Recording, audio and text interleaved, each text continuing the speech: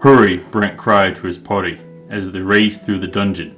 In his arms he lugged his comrade. Blood flowed down his arm. This was bad. He'd be lucky to live. But even then, his life as an adventurer may be over. Welcome to Mythical Phylogeny Adventures. I'm your guide, Jason. Today, we look towards one of the darker but inescapable facts about life in a fantasy world. Doubly so for an adventurer. Try as you might, sooner or later you will be injured, and it could be the end of your career.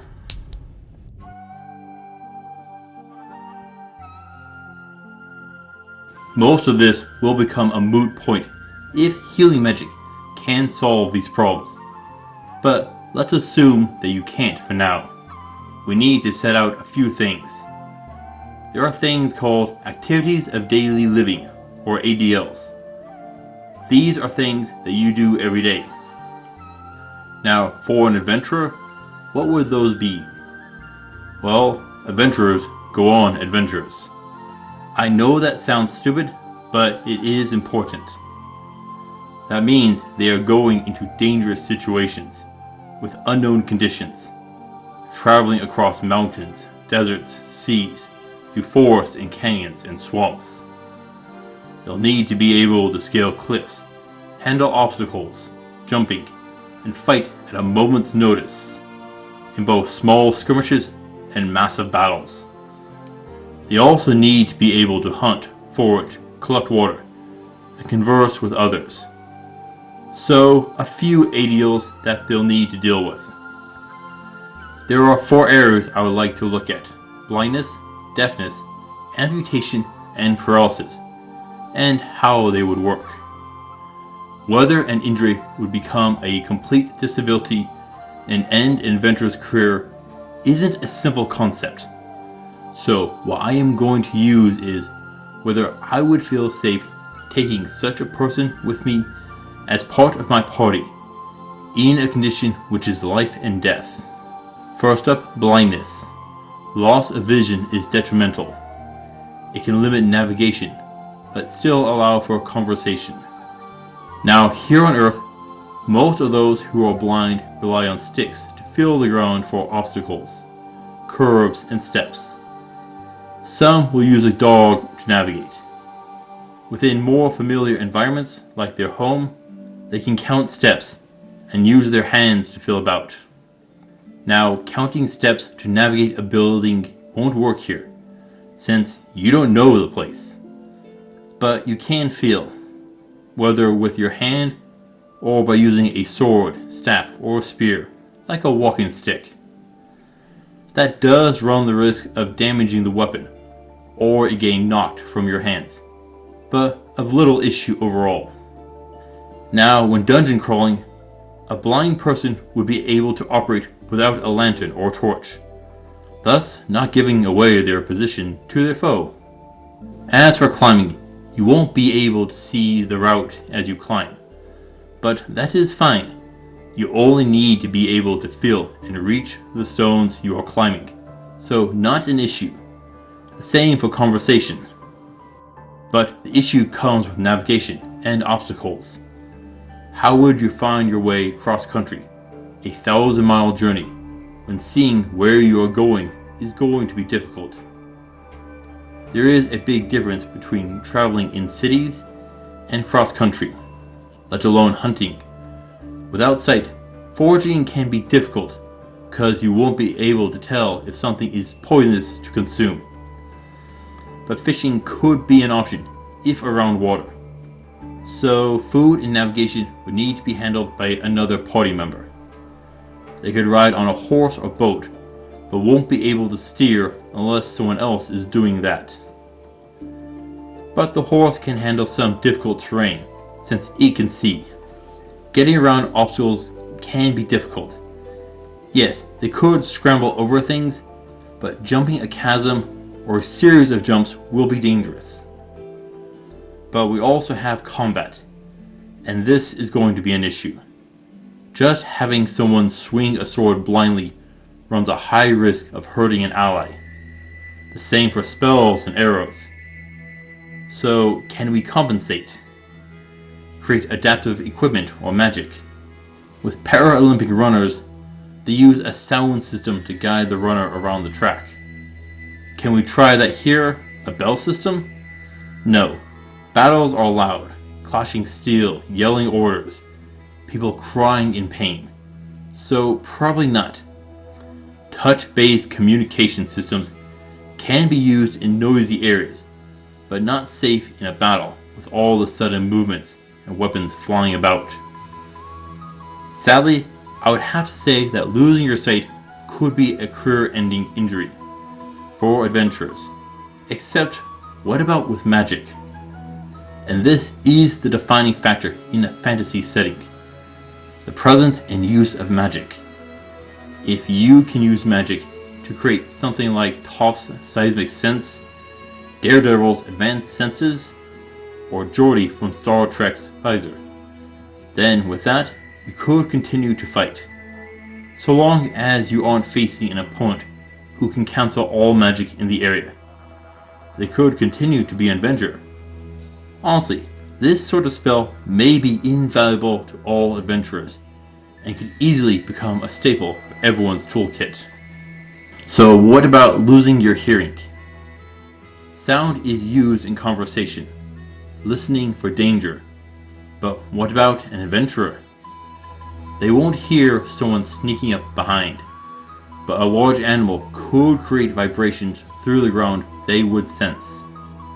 As for hunting and foraging, no problems. Same for navigation, travel. But what about battle and communications? In battle, information is key, and you need ways to pass it about quickly. Normally, those who are deaf rely on sign language. Now, we already stated that battles can get loud. There is a lot of movement, and you can't use sign language because your hands are full of weapons and shields. If you stop to chat, you'll die. So we need alternative methods of visual communication, and history has those galore. You've seen war movies where armies are marching. There are flags among the ranks. Those flag bearers weren't there just to show whose army they were. They were meant for communication. Large moving symbols can convey the information easily and effectively, but that takes up a person and their hands. It works on a massive battlefield, but not in a dungeon. But do you know why the arm signals exist in professional sports? They were originally created for deaf players, to notify them of calls.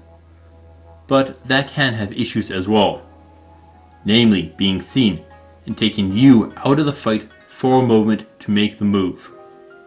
Yet there is another option, and we can look to the modern military for that. Colored smoke grenades can be used in place of hand motions. But what about a spell? One does pop to mind. Color spray, a seemingly stupid spell that causes a burst of color. Set up a plan ahead where different colors mean different things. With a little planning, it would work. And as a bonus, your foe won't understand the meaning. They could understand your words, but not the smoke and spells. This I do like, and I think many adventurers would employ it even without a deaf party member. That brings up conversation. Would a deaf adventurer be able to speak with others? How common would sign language be? With adventurers, pretty common. With stealth missions, the ability to speak without making noise is just too important. So among adventurers, I am betting that sign language is basically a guaranteed skill. But outside of adventurers, it could be a different story. I'm sure that you have heard that people in the medieval era were illiterate. But that isn't true. To be literate at the time, you had to be able to speak and write in Latin, and later French. But most could read and write in the more common tongue, so a deaf adventurer would only need to write on paper, or use chalk and slate to communicate. depending on the price, a little more expensive and slower, but it is an option, or a spell to write in the air. But deaf doesn't mean mute, and it is possible for someone who is deaf to be able to speak. They will make noises and are audible when they cry out in pain. Not an issue, but if a deaf party member goes down, they may still cry out. So deafness isn't a major issue for adventurers. It does create a few concerns, but all of them can be easily overcome. And those tactics seem like they would spread through all adventurers. Now, a simple telepathy spell would resolve many of these concerns. Now, there might be another advantage here. A blind person may not turn to stone before Medusa, or die from basilisk sight, depending on how it works. A deaf person can't be tricked by a siren's song, or killed by the cry of a mandrake. So on those fronts, there is an advantage. And now we get to the big ones. Losing a limb and paralysis. With losing limbs, there are a few issues. Legs both below and above the knee, and arms above and below the elbow, and full limb loss. But I'm sure that you are wondering if a prosthetic would be feasible. Well, we have prosthetic limbs dating back to ancient Egypt, Greece, Rome, and intact ones from 300 BC China. So yes, a fantasy setting could easily create simple prosthetic limbs. Now, whether wood or metal will depend on the fantasy setting, but either could work. If the fingers are flexible and can open and close will depend on the setting. Most prosthetic limbs have the limb and a socket that goes around the residual limb, traditionally made of wood, but in the modern era made of plastic or carbon fiber. Many will have rubber or a silicone liner which goes over the residual limb and helps to secure it in the socket using either pressure or a metal pin. Socks are then used to promote a secure fit. Some European ones have a metal pin surgically implanted into a person's leg for the attachment. It does raise a risk of infection in the area, however. Most older models use straps and ropes to secure the prosthetic limb in place. Modern ones will have a release which can be pressed to remove it. Legs first. Well, I'm sure you have all heard of pirates sailing the high seas with peg legs. And they are among the closest thing to adventurers. So, not an issue. Mostly. It means they can ride, climb, jump, and manage obstacles. But there is a difference between below the knee amputations and above the knee amputations. Namely, the knee joint. Depending on the prosthetic, it could be either non-existent or unstable. But they are manageable. Above the knee amputations will have more difficulty with jumping, but not impossible. It is climbing that will be the most difficult, but not impossible. Arms are a different issue. They are needed to grab things. Now, there is a position with curled fingers which can work as a partially functional hand, but it doesn't offer great grip. But have you ever seen the sword gauntlet? So yeah, there is a way around fighting after losing a hand. And you could create a prosthetic shield arm even easier. I'm sure that you could even create a modified bow to work after losing a limb.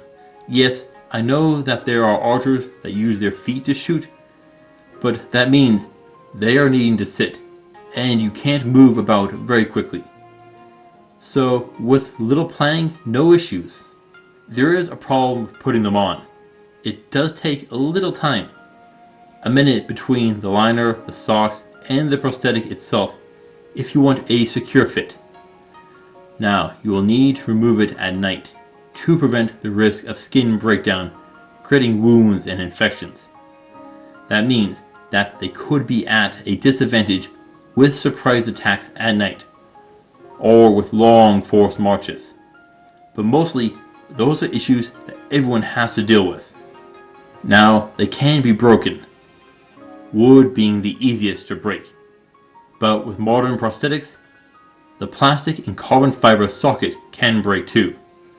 The metal leg section would be hard to break. Now, if the prosthetic does break, it'll end up being the same as when they lost their limb. It will put them at the disadvantage again. But a new prosthetic could be made in time. If a limb is ripped off by a giant or other super strength foe, you probably won't have a residual limb, which will make it more difficult. But you could still make a working prosthetic, but it may make adventuring difficult, particularly losing a leg. Arm not so much. So with prosthetic limbs, no problem. Another that can be handled with planning and preparations. Now, if you lost both legs, say bitten off by a dragon, then with 2 prosthetic legs, you probably could walk through harmful environments easier, with less risk of harming yourself. Just be careful. Now, if you are afraid of slipping with a wooden peg leg on a slick deck, there is a simple solution. One developed over 40,000 years ago. Put a shoe on the end. You'll need to form a foot shape at the end, but that is pretty easy. But lastly, we have paralysis. It is one of many reasons that a person could be in a wheelchair.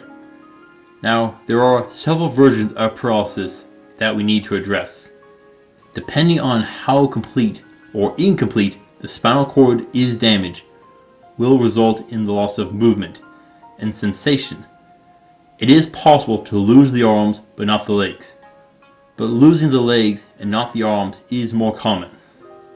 Which nerve controls each muscle and sensation of the skin are tied with myotomes and dermatomes. A lumbar spinal injury will cause the loss of the legs and some lower trunk muscles. A thoracic one will decrease trunk control through the rib cage to that level. With a cervical injury, it will involve the arms. Depending on the height, will determine how much of the arm is lost. At C2 or C3, you basically lose the whole arm. This will determine a lot here, including the type of wheelchair that a paralyzed person will need. With a lower spinal injury, like the lumbar, we keep much of the trunk and core strength. With a lower spinal injury, like the lumbar, we keep much of the trunk and core strength, and stability, which is key here. If it is a cervical injury, pushing a wheelchair is much more difficult, if not impossible. High cervical injuries would result in a sip and puff wheelchair at worst. Under this condition, no, you wouldn't be able to go adventuring. With a thoracic or higher lumbar spinal cord injury, you'll need a high back wheelchair due to the loss of trunk control. So our best option would be a lower lumbar injury, ideally L3 and below. That means no leg, but most of your core and balance would remain. Now the terrain is going to be hard. Stairs are technically possible in a wheelchair if you are stupid, reckless, have a lot of balance, and stupidly lucky. But no, not practical or safely. And you'd most likely just fall back and crack your skull open. If I find someone trying to climb stairs in a wheelchair, I'm probably going to go and punch you and chew you out for an hour. There is a serious reason that ramps exist. Now, a ramp needs to be 1 foot long for every inch it climbs. If it is too steep, the wheelchair can tip backwards and fall over.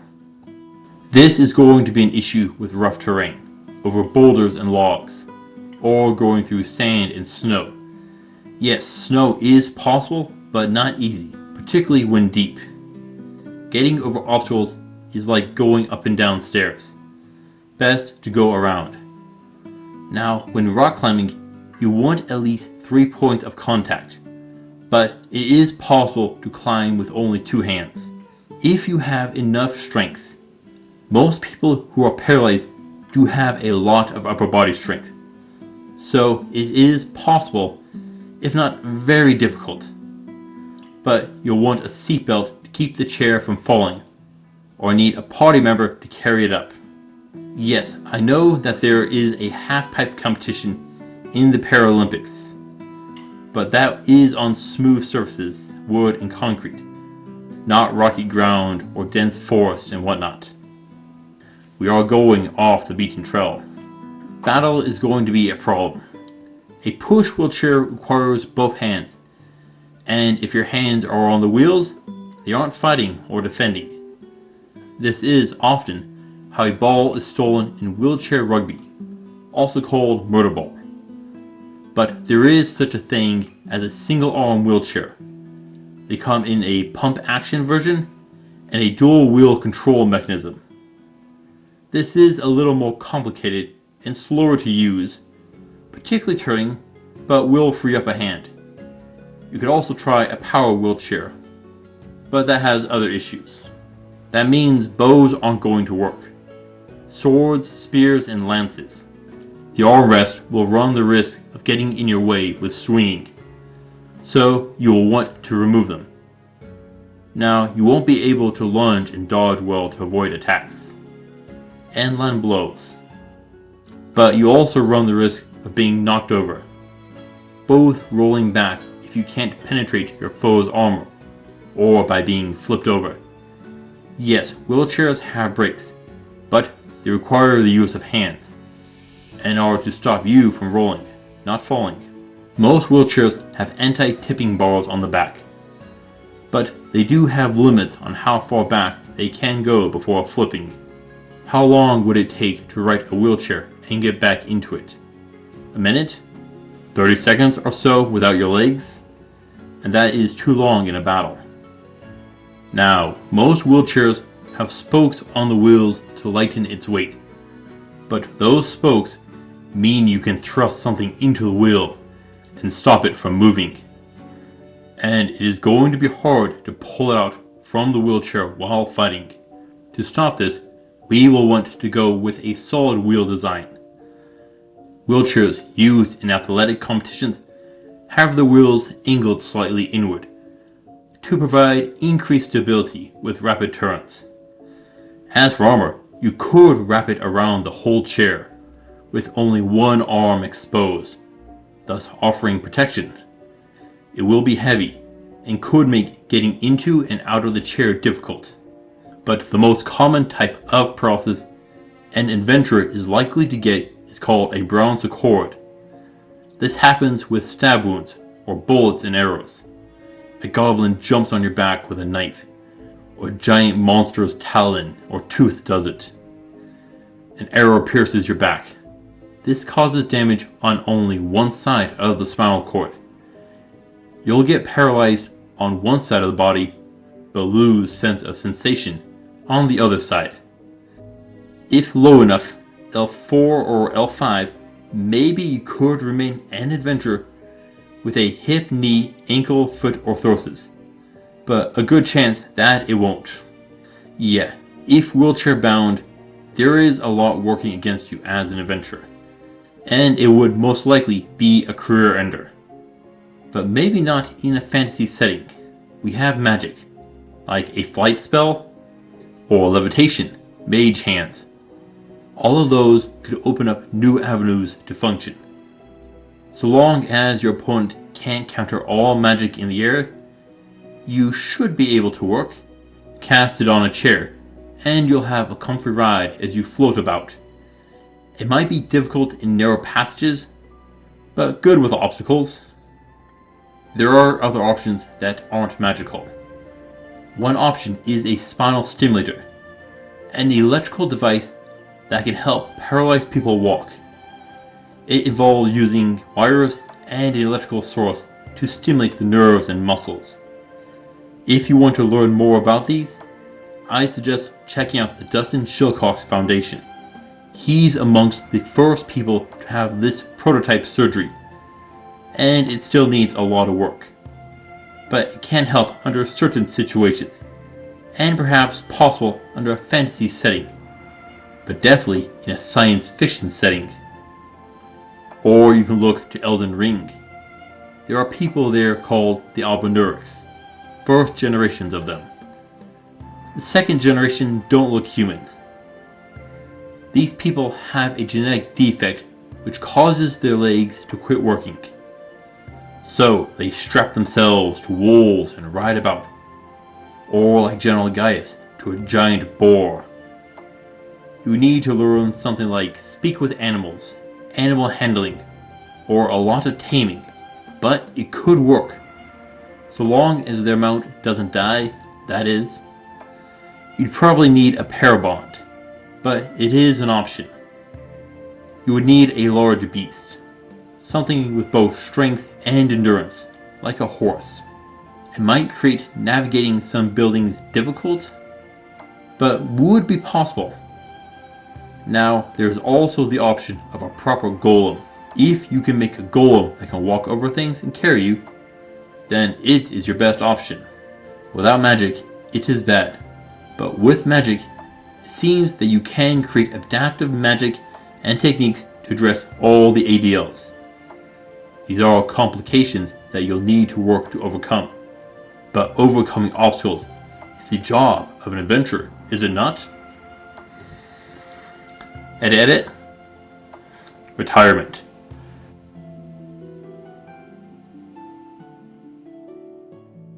Brent looked to his friend as he spoke with the blacksmith. It had been a few long weeks of recovery, but he was back. A new metallic arm was fitted on him, fused with a shield. With a smile, he drew forth his sword and got ready to head out once more. There are a lot of injuries which will end your career, many as an adventurer. Yet, if you can problem solve, you can work around them. Thank you for watching, adventurers. Please return next week, where we shall meet the cursed king, Zahak. Until then, I'll see you on the roads.